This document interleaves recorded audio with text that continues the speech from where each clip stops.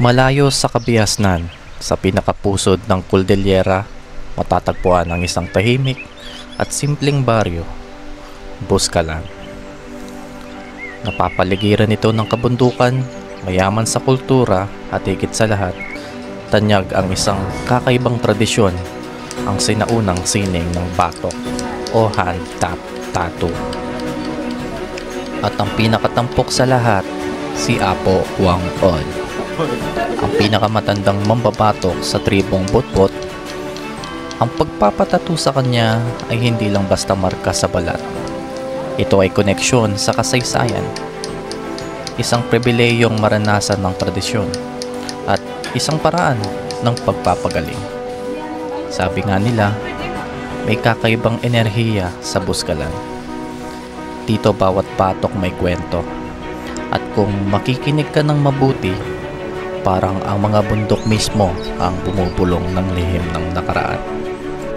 Sa di rin kalayuan ang Sagada, isang paraiso para sa mga naghahanap ng kapayapaan, adventure, at pagpapagaling. Mula sa nakasabit na kabaong sa mahiwagang kuweba hanggang sa hindi matatawarang ganda ng pagsikat ng araw. Isang lugar ito para sa mga gustong magmuni-muni at namnamin ang kagandahan ng mundo. Pero higit sa lahat, itong trip na to sobrang solid. Masasabi kong hindi lang siya basta adventure, kundi isang karanasang habang buhay kong babaunin. Kaya samahan niyo ako sa pagtuklas ng ganda ng Boscalan at Sagada. Joiner tour to. Travel dates namin ay mula Feb 27 to March 2. Meeting time is 12 noon sa SM MOA. Pero since nasa Angeles City ako, nagpa-pick up na lang ako dito. Sa 7-Eleven ako inaantay ko yung van. Ito na yata yun. So ito na yata yung van namin.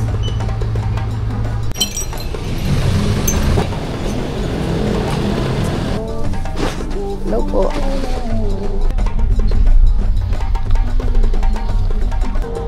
"12 hours ang travel time papuntang Boscalan kasama ang stopovers. First stop nga namin ay sa may Lisa's Restaurant, Season, Pangasinan. So quick 30 to 45 minute meal stop. So ayan guys, nag-stop over muna kami. Actually napakaga, anong oras? 2:55 na ng hapon, so medyo napaaga kami dapat kasi dinner to. Di ba dapat dinner to? Ayan o, kasama ko pala si... Alas 3 pa lang. Early dinner. Ang gagawin namin is bibili namin ng food dito, take out namin kasi mas mahal daw pag kumain ka mismo sa may Sagada. So para at least medyo makamenos-menos tayo.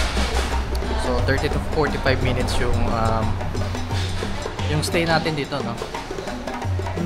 So yun lang. Sunod na stopover namin ay sa Bangar, Ilocos Sur. Ayan guys, so second stopover na dito na sa may Bangar, Ilocos Sur. 6:20 to na guys. After 15 minutes, diretso na tayo sa Boscalan.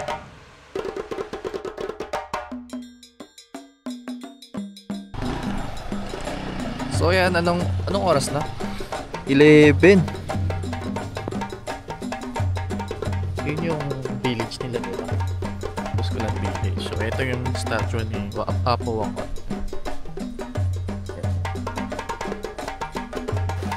11 PM nung kami ay nakadating sa may daan papuntang Boscalan. Napakaaga ng aming dating gawa ng gusto din naming mauna sa pila kay Apo Wang Od. Dahil medyo mahaba pa ang hihintayin namin, kumain muna kami at nagpalipas ng gabi. Ito ulit yung statwa ni Apo Wang Od.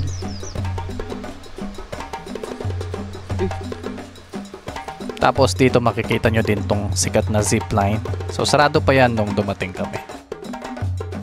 6:30 na noong kami ay maganda upang simulan ang aming trekking papuntang Boscalan Village. Dito kasama nga namin si Kuya Kim, ang aming travel coordinator. Kailangan mukhang madali Palalay lang tayo. May number naman tayo sa baba. So yung number 1 ngayon. Yes. Bilang side ko na pag umakyat, nakaramdam kayo ng pakawis na pag tanggal dyan. Kasama ang dalawang guide mula sa Buskalan. Mga nakakinton. I-follow kayo sa guide.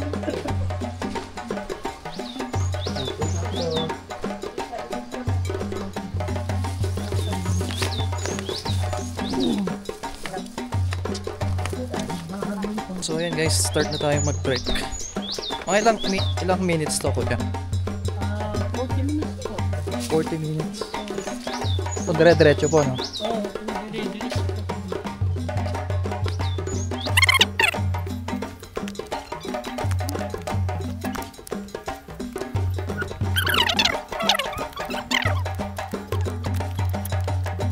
Mas pinadali na ang pagpasok sa Buskalan dahil sa bagong hanging bridge at pathway na pinundahan ni Senator Robin Padilla. Dati kung gusto mong makita at magpatato kay Apo Wang-od, kailangan mong maglakad ng mahigit 1 oras, dumaan sa mapuputik na daan, batuhan at palayan. Pero ngayon, mas mabilis at mas ligtas na ang biyahe papasok sa Nayon. Uy, nakakatakot! Ang bagong tulay ay 137 meters ang haba at malaking tulong ito lalo na sa mga porters, matatanda at mga may dalang mabibigat na gamit.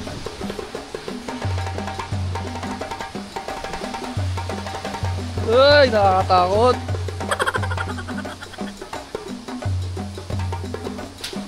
Pero syempre, dapat maging handa pa rin tayo sa adventure. Kahit may bagong daan, tandaan na may mga matarik na parte pa rin ng trail, kaya wear comfortable shoes at magdala ng tubig.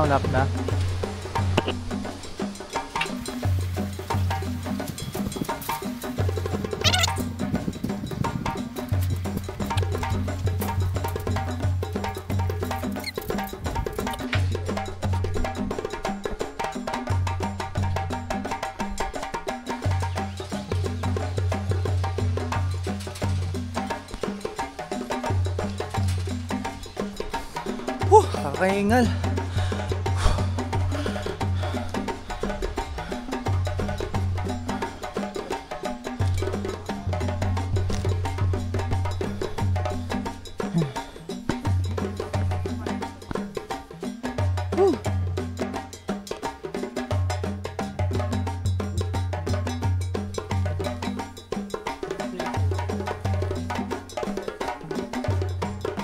So almost 7 AM na nung nakaakyat na tayo sa may Buskalan Village. Diretso tayo sa transient natin. Bubungad din pala sa inyo yung tindahan ng mga souvenirs, t-shirts at iba pa.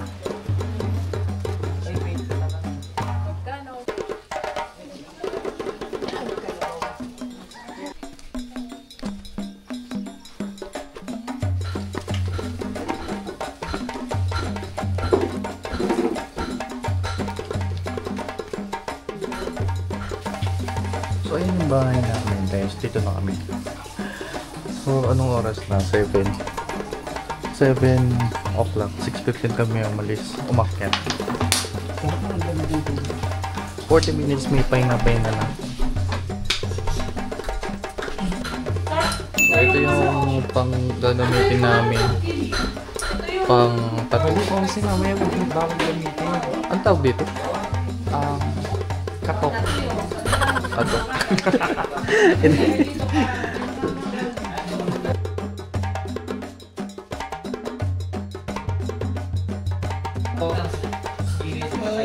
Medyo cowboy-cowboy lang si Arden dito kasi bahay kasi nga ito before eh. Tapos ginawa lang na transit kasi bangod. Hindi siya katulad sa bagay sa Sagada na talagang develop na yung mga transit. Pero sa Sagada, ayos na yung ano natin. So ngayon, ituturo ko na sa Ringo ko yung tatlo. Saka sir, Simple at tahimik ang lugar na tutuluyan namin. dating bahay na ginawang transient. Sabi nga ni Kuya Kim. Sa totoo lang, masaya na kami na may maayos kami matutulugan kasi mas okay na to kaysa matulog sa van. Finally, makakapagpahinga na rin ng maayos pagkatapos ng mahabang biyahe.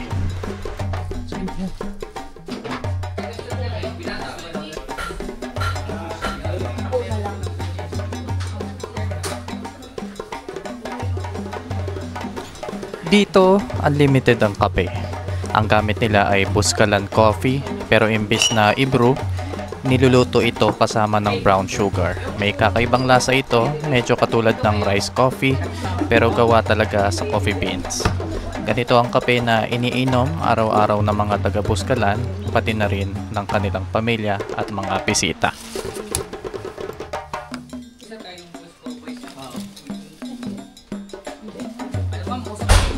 So mag-almusal muna tayo, siopaw dito.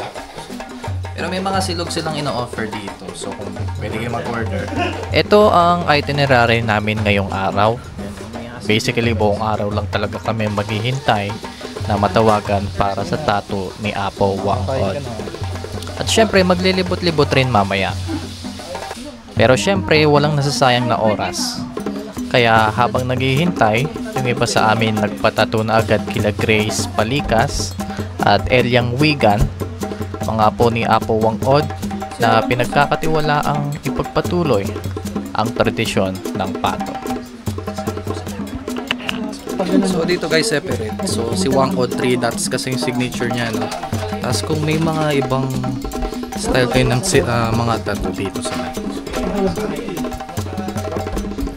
Magkano nga ba ang tattoo? Depende sa size at design, pero naglalaro sa 300 hanggang 50,000 ang presyo.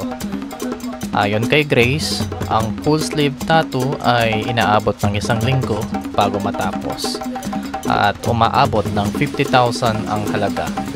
Ang signature 3-dot tattoo ni Apo Wang Od ngayon ay 300 pesos. At kung gusto mo magpa-picture kasama siya, may bayad na 100 pesos.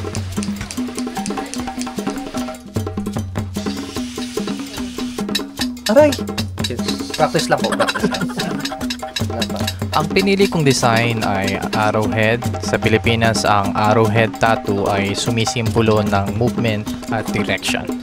Parang paglalakbay sa buhay. Maaari rin itong sumalamin sa lakas at sa paghahanap ng tamang landas. Para sa akin, perfect ito bilang paalala na kahit saan man ako mapunta, may direksyon at patutunguhan ang bawat hakbang.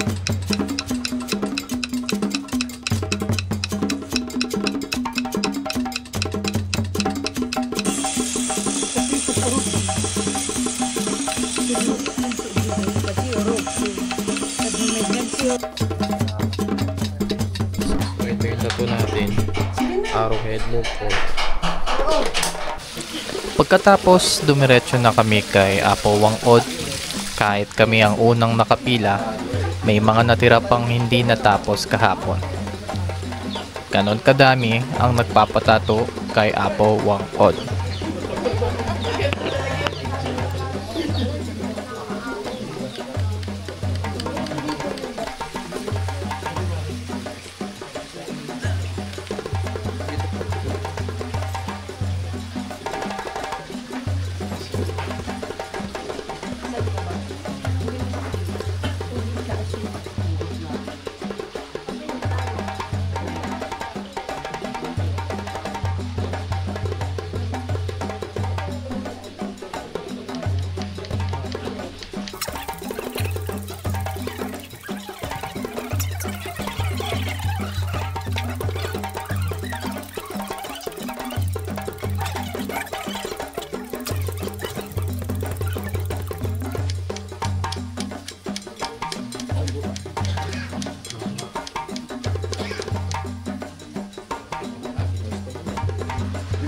Less than 2 minutes lang tapos na ang signature 3 dots ni Apo Wang Od.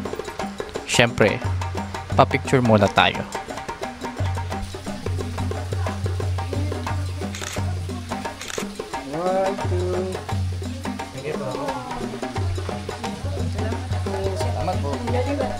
So ayan, tapos na guys. Daming napapatutuwa. So ito yung totoo natin. Angas. So balik na tayo sa ano natin. Transit.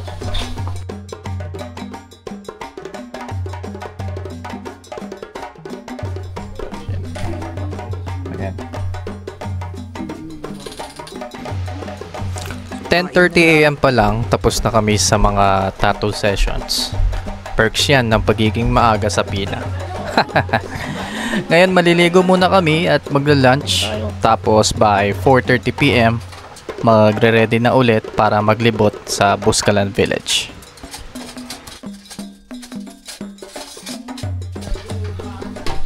Kain tayo. Solid seats.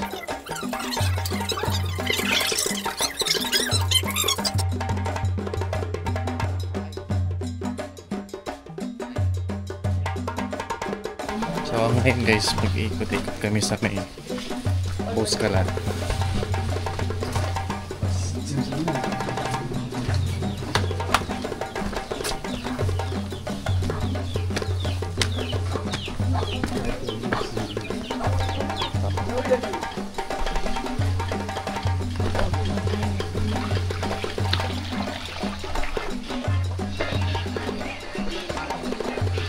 Ayon sa pinakahuling datos ng Philippine Statistics Authority, may 809 na residente ang Buscalan.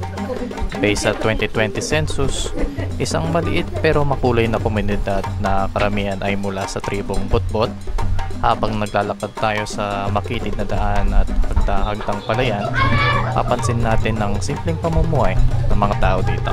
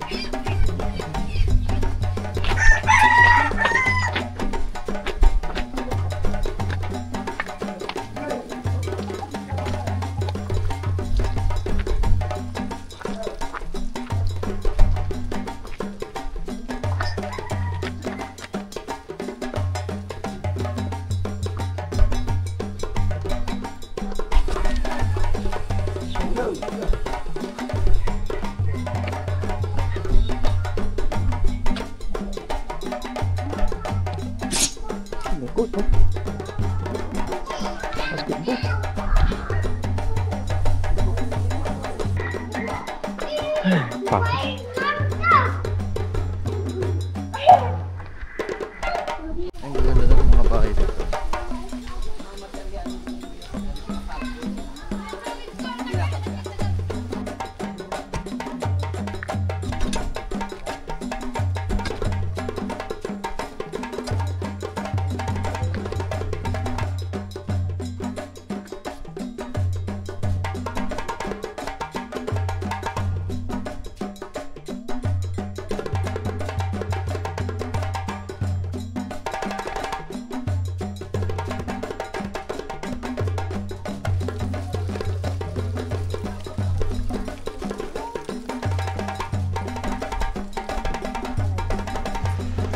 Sa totoo lang, ang laki na ng pinagbago ng Buscalan Village. Ang dati payak at tradisyonal na mga bahay, ngayon ay mga konkretong tahanan na. Patunay kung paano nakatulong ang turismo sa pagunlad ng Nayo. Pero kahit nagbabago ang itsura ng paligid, ang diwa ng kultura at tradisyon ay nananatili. Narito pa rin ang batok, ang mga kwento ng matatanda at ang mainit na pagtanggap ng mga taga rito. Kahit na mas maraming bisita ang dumarating, ang spirito ng Buscalan ay hindi natitinag. Ang respeto sa kalikasan, sa kultura at sa sining ng kanilang mga ninuno ay buhay pa rin hanggang ngayon. Ito ang tunay na kagandahan ng Buscalan. Hindi lang ito isang lugar na dinadayo para sa tattoo.